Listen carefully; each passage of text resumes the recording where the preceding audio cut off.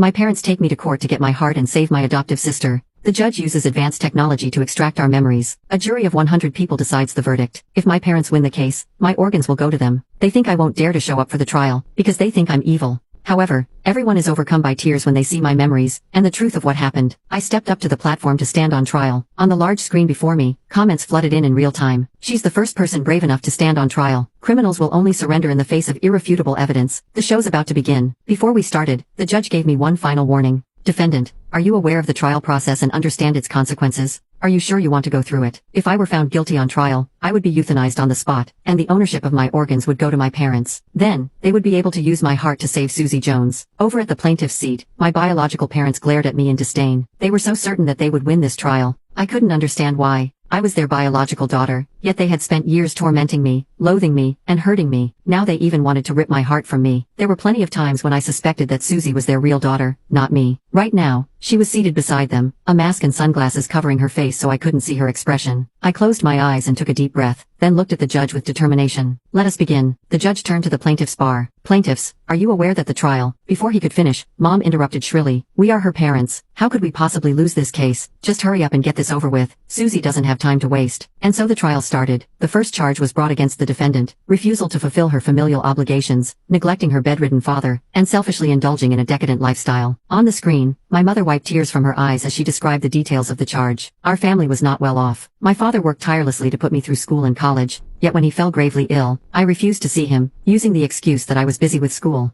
I failed to send money for his medical expenses, which caused him to sustain a permanent disability in his left leg.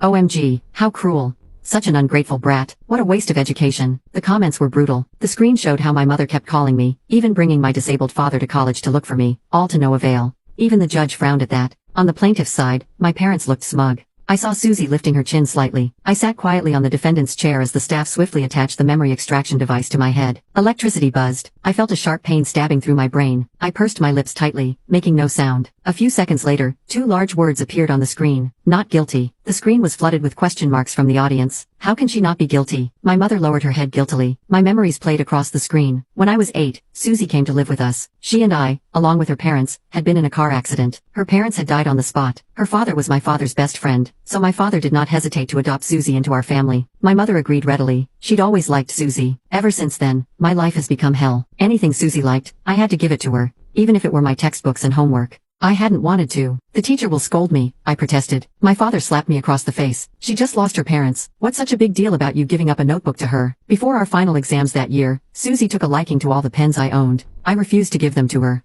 My father grabbed a broom and beat me with it. You heartless, selfish girl. What's the big deal about these pens? Give them to Susie. As I screamed in pain, my mother hugged Susie and comforted her while she cried. It's all right. I'll buy you brand new ones. Eyes red, Susie said, but those pens look like the ones my mother gave me for my birthday. Shaking, I gave her my entire pencil case. Stop hitting me, I cried. Take them. Just take them all. I don't want any of them. I did not attend my exams that day. When I failed every single paper in my final exam, I was forced to drop out. You're too dumb for school anyway, my father sneered. Turning to Susie, his eyes softened. Susie's different. She's always been at the top of her class. I was the one who was always at the top of my class. My parents had always ignored how well I did in my studies. Soon, my mother got me a job in a factory. Work hard and make sure to send money home on time, she told me. Susie's tuition fees aren't cheap. Every word out of her mouth was about Susie. She ignored how I was pale from the pains of my first menstruation, and the red stains on my pants. Working in the factory was exhausting, but the library there contained damaged textbooks and old discarded books. I would run to the library during my breaks to read and study. Some factory workers were somewhat educated,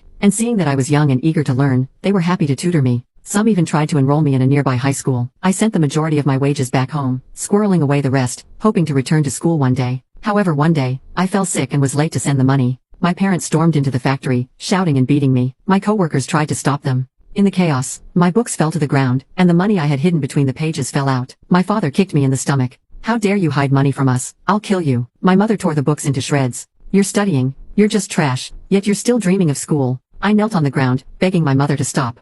Please, Mom, don't do this. These aren't even my books. I had to borrow them. My father slapped me. How dare you talk back? Your mother can do whatever she wants. You're wasting money on nonsense instead of using it where it matters. They tore my books apart, threw them into water, and stomped on them. They searched my dormitory, taking all of my money. They left nothing for me. Before leaving, my mother snarled, "If you have so much free time, go get another job. Susie needs money for her extracurricular classes." I had nothing left. My parents, entirely focused on Susie, never stopped to think about how I would eat or clothe myself without any money. The books were utterly destroyed. I couldn't return them, so I had to take on part-time jobs to earn money and pay back their value. One of the jobs was at a construction site, doing odd tasks and manual labor. It was even more grueling than the factory. One time, I dropped a whole bucket of cement because it was too heavy, and I was weakened from my menstruation pains. The foreman shook his head when he saw this, and told me that I shouldn't work there anymore. I fell to my knees and begged tearfully, "I can do better. Please give me another chance." The foreman sighed and tried to help me up, but the cement had dried quickly, trapping my foot. In the end, the workers had to use a hammer to break the concrete apart, injuring my foot in the process. I was still let go from the job, but the foreman gave me another $300 out of pity. He told me to go see a doctor for my injury and get some decent food to nourish my frail body. I limped away. The money was hard-earned, and it was my birthday, so I wanted to treat myself.